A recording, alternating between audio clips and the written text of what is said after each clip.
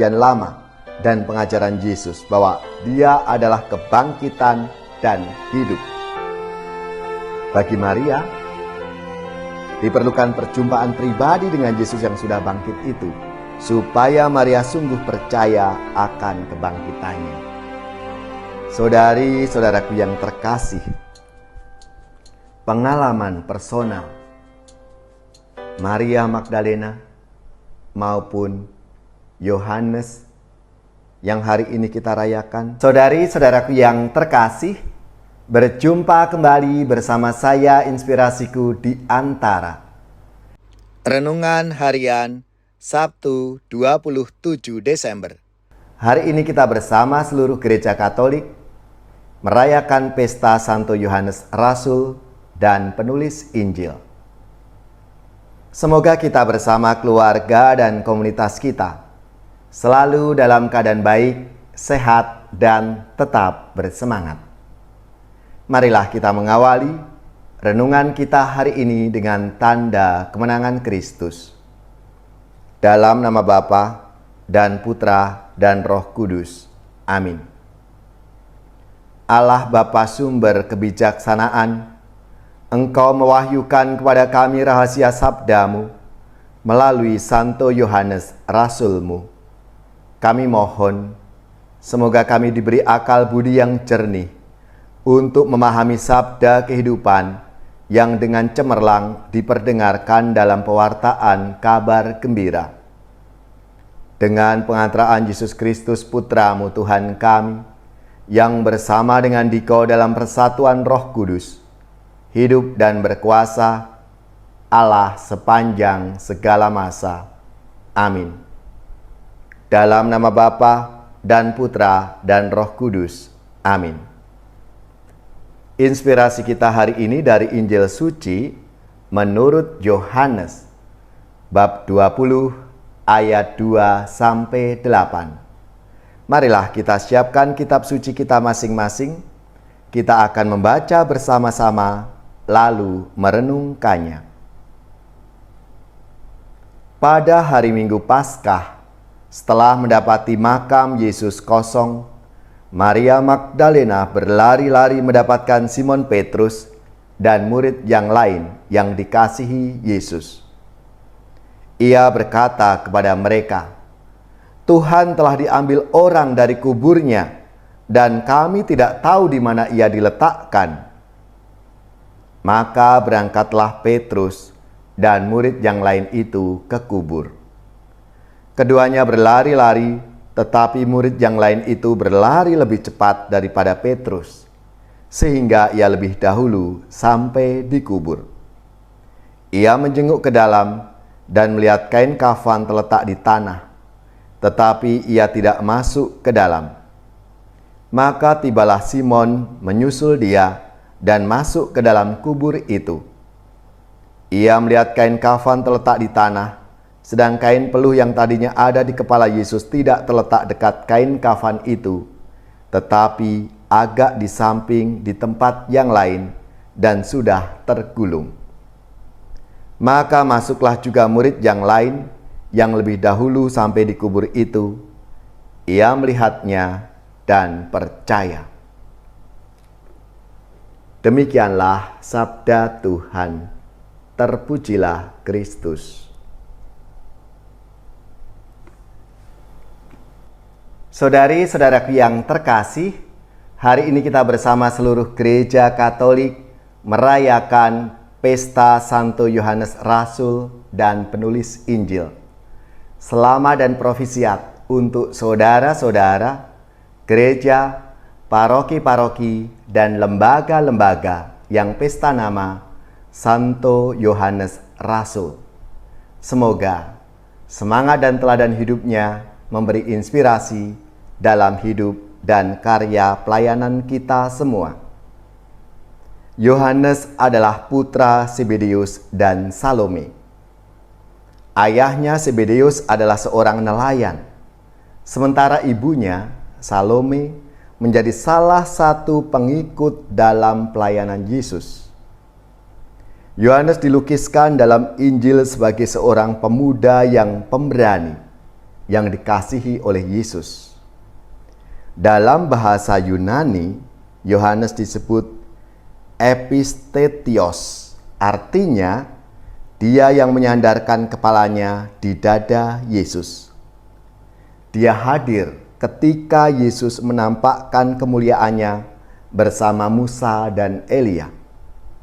Ia juga hadir saat-saat penderitaan Yesus di Taman Getsemani dan saat penyalipannya. Di kayu salib, Yesus menyerahkan Maria sebagai ibu kepada kita lewat Yohanes yang bersabda, "Inilah ibumu." Bagi Rasul Paulus, Yohanes adalah salah satu pilar gereja Yerusalem. Karena menurut tradisi, ia tinggal bersama Bunda Maria di Efesus. Di Efesus itulah terdapat makam Yohanes. Sebelumnya ia pernah ditangkap dan disiksa, lalu dimasukkan ke dalam minyak mendidih di Roma pada tahun 92. Namun ia tetap hidup tanpa cedera.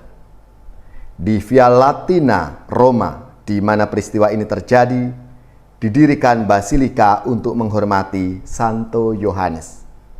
Yohanes kemudian diasingkan di Patmos, lalu meninggal pada akhir abad pertama dengan usia lebih dari 100 tahun, yang pestanya dirayakan oleh gereja sejak abad kelima. Itulah sejarah latar belakang Yohanes yang hari ini kita peringati bersama. Ia adalah murid yang langsung percaya bahwa Yesus bangkit ketika melihat kubur kosong. Dan ini beda dengan Maria Magdalena yang memberitahukan kepada para murid bahwa kubur kosong karena Yesus diambil orang. Sebagai murid yang terkasih, Yohanes percaya bahwa Yesus sudah bangkit sebagaimana dinubuatkan dalam Perjanjian Lama, maupun yang dikatakan oleh Tuhan Yesus sendiri kepada para muridnya. Meski Maria Magdalena ini merupakan saksi pertama melihat kubur yang terbuka, ia malah berlari memberitahukan kepada para murid bahwa Yesus telah dicuri orang. Dan tentunya apa yang dialami oleh Maria Magdalena ini respon umum yang bisa diterima secara logika. Maria belum percaya, bahkan mustahil kalau Yesus itu telah bangkit dari kubur, apalagi hanya melihat kubur yang telah terbuka itu. Bagi murid yang dikasihi oleh Yesus, kubur kosong membuktikan kebenaran nubuat Perjanjian Lama dan pengajaran Yesus bahwa Dia adalah kebangkitan dan hidup. Bagi Maria, diperlukan perjumpaan pribadi dengan Yesus yang sudah bangkit itu, supaya Maria sungguh percaya akan kebangkitannya. Saudari-saudaraku yang terkasih, pengalaman personal Maria Magdalena maupun Yohanes yang hari ini kita rayakan menjadi refleksi bagi kita semua. Apakah kita memerlukan bukti untuk percaya kepada Yesus yang sudah bangkit itu? Ataukah sebagai orang beriman, model rohani manakah yang kita imani, yang kita miliki? Seperti Maria Magdalena yang membutuhkan bukti? Ataukah seperti Rasul Yohanes yang percaya ketika melihat kubur Yesus kosong itu? Marilah saudari-saudaraku yang terkasih, kita diajak untuk melihat pengalaman Yesus yang bangkit, Yesus yang menyertai kita dalam pengalaman hidup kita sehari-hari. Tuhan, kuatkanlah kami untuk sungguh-sungguh percaya bahwa Engkau adalah Tuhan yang hidup dan yang sudah mengalahkan maut.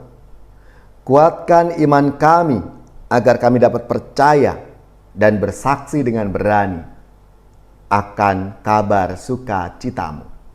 Siapa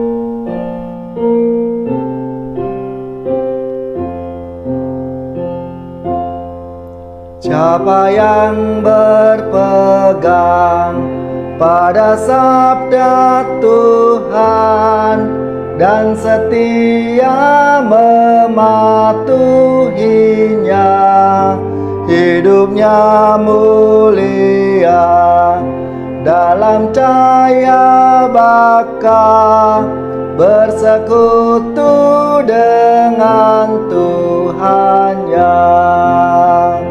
Percayalah dan pegang sabdanya, hidupmu dalam Yesus sungguh bahagia. Bila kita sedih, hidup kita pedih, Tuhan pun berperan dalamnya. Ia selalu dekat dan menjamin berkat bagi yang berpegang padanya. Percayalah dan pegang sabdanya, hidupmu dalam Yesus sungguh bahagia. Kasih-Nya yang kekal takkan kita kenal sebelum padanya berserah. Hidup bahagia disediakannya bagi yang berpegang padanya. Percayalah dan pegang sabdanya, hidupmu dalam Yesus sungguh bahagia.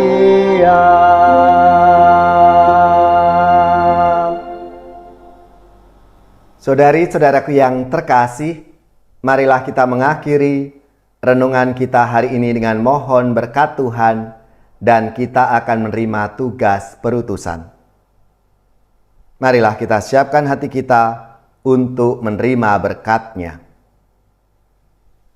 Semoga saudari-saudara sekalian, keluarga-keluarga dan komunitas kita, orang-orang yang kita doakan, mereka yang sakit, yang menderita, seluruh tugas, belajar, pekerjaan, usaha, serta karya pelayanan kita, dibimbing, dilindungi dan diberkati oleh Allah yang Maha Kuasa, Bapa dan Putra dan Roh Kudus. Amin.